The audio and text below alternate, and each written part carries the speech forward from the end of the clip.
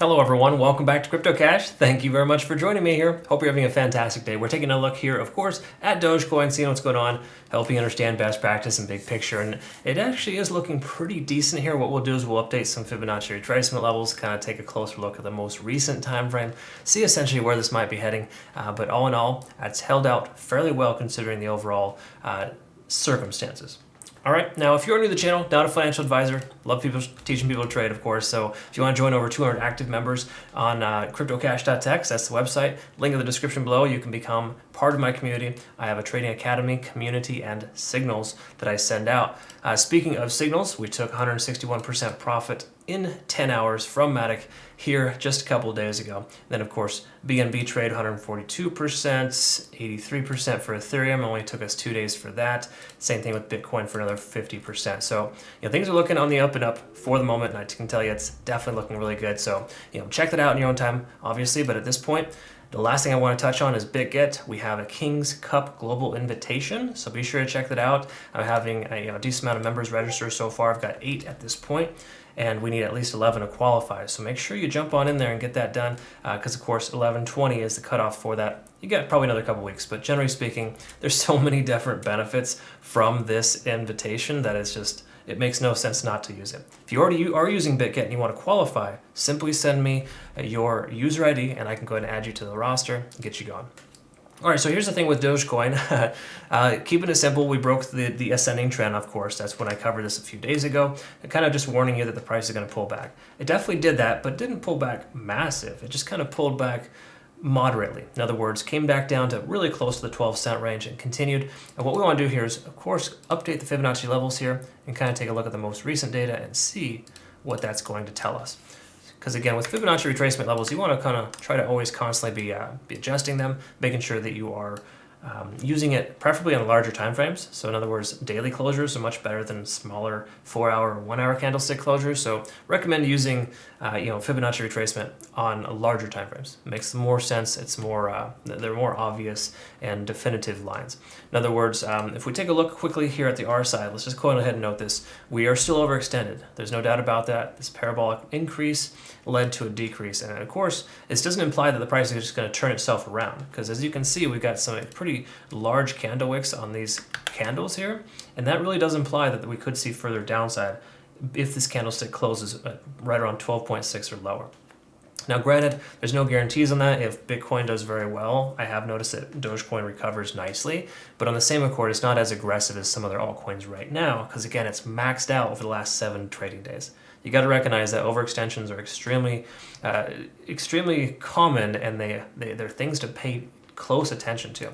So taking a look here at T sequential, you can see we hit a 9 previously, had an extra couple of days of overtime, and then price came back down. So it's good that it's calming down, but it's going to need more time at this area before it legs up again, unless there's, of course, a tweet sent by Elon regarding Dogecoin itself. Between now and then, we got to treat it like a technical analysis and understand that the technical side of things is a little more absolute than it is the fundamentals. Okay? Because waiting and hoping and praying that he sends out a tweet isn't really the right way to trade. Right? The right way to trade is with the technical data that you see here that you use without emotion. I know it's hard to say and hard to do. Trust me, it's a very difficult thing. But after 17 years myself, I've started to learn to kind of just level myself out and not get so stressed about things I can't control. What you can control is how you feel and how you react, and fear is a terrible motivator, and so is greed. So you want to be cautious and careful and aware of how you react in the world. But regardless of those facts here, we can see that we're still overextended. We're trending above 70, which is nice. That's a common support level in a lot of cases. But on the same accord, the oscillator here is telling us we're losing that bullish momentum. So if this continues to decrease, then I think we're inevitably going to see a convergence. And hypothetically, that would be a decrease in the price action if that were to happen. Okay. Again, we're probably a little ways away from that. I don't think we're going to see a significant drop in the immediate future. But I do feel we're going to still see a little bit of a bleed out / potential consolidation. I think a likelihood of a pump to the upside makes less sense based on what we've seen here so far. Okay, because again, it takes a while to recover. You think about this, we're 11 days into this continuation. We hit our highest point at day number 10. We are only about 3 or 4 days of consolidation. We need a lot more days than that and a lot more time to be able to maintain this price point, and there's a potential we could see lower at that, if that comes to that. And we'll see here on the smaller time frames what this is telling us. So we can see the price kind of working within these Fibonacci retracement levels, got a resistance here and a support here. So generally speaking, we should expect the bottom, or correction, the most immediate support level to be at 12.6. Okay, so we're kind of trending above that, that support level, but again, the more often you test something, the more likely it is to break. There's a chance we could go lower. But this really isn't telling us a tremendous amount. What we want to understand and look at is the RSI. I think that's important to look at on the 4-hour, kind of a transitionary time frame. We can see that the price action is kind of trending just sideways and right in the middle. So for lack of better terms here, don't have a lot of confirmation one way or the other, because the fact that 50 on the RSI isn't able to work as a support and resistance level because the price is constantly breaking above and below it. Okay, so not really anything worth noting there. What is important is to see that we are losing this bearish momentum, and even though it's plateauing out, it's still positive, and there is more likelihood of an upside than downside in this regard based on the momentum itself. But again, you got to keep in mind this momentum has been knocked down pretty hard in the last 8 hours. So that definitely tells us that that potential convergence is less likely as well. So I mean, to me, I kind of see like a break even here on the 4-hour. I don't see anything definitive. I do like that we're up over the 50-day set moving average still. But again, we want to pay attention to 200. That's the most important one. And we're a ways off from testing that. So in truth, I think if the price breaks below here and below the 50, we should expect a little bit further downside. At the very least, a retest of 11.6. We'll find out a little bit more about what it could do if it goes the other direction. We can reverse our Fibonacci's and kind of see what that looks like. But at this point, we are looking kind of fair to middling on the 4-hour. So not great, not terrible. 1 hour is going to be good help here. Let's go ahead and see what we got here. We've got a lot of resets. Of course, you can see this is why I don't like to trade coins like this, because there's massive pumps that go up and massive decreases consistently. So we just came down to a 9. We've had 9 hours of bearish divergence. So it makes sense for the price to potentially bounce and to retest 13.2. Is there a guarantee on that? No, definitely not.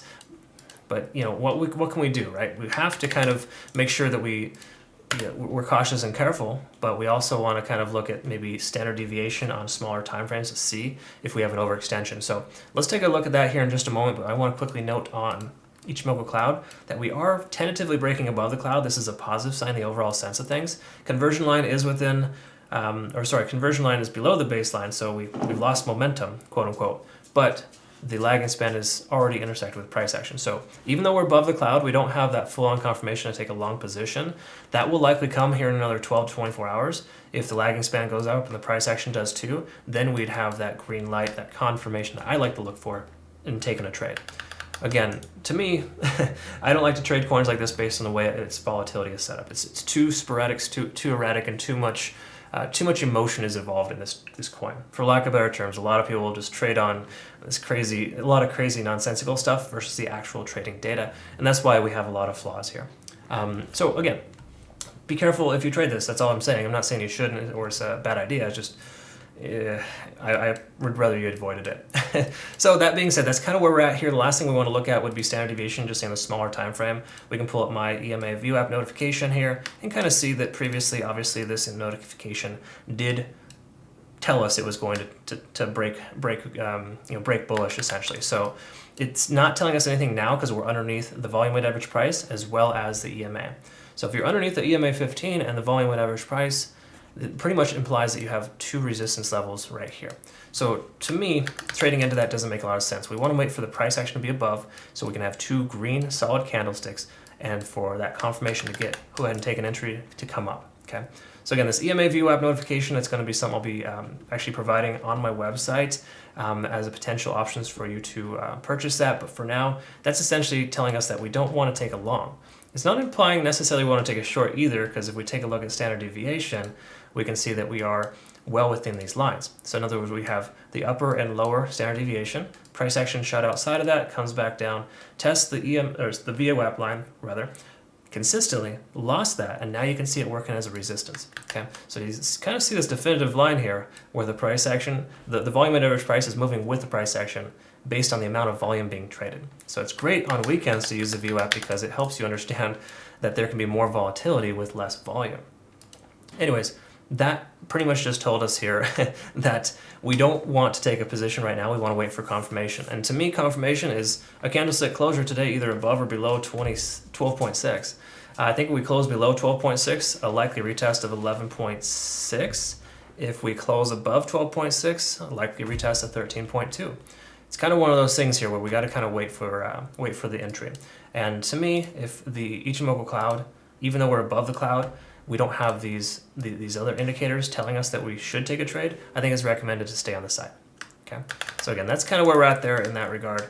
Stick around on the sidelines, wait for the right entry, be patient and careful. Okay. So again, if you're currently a community member, you know that that's my common theme is to wait and to be patient. I'll wait a week or two to send out a signal sometimes, but lately I've been firing on all cylinders and hitting almost every single profit target in either direction. So it's awesome stuff. Be sure to check that out in your own time. Again, cryptocash.tech is the website.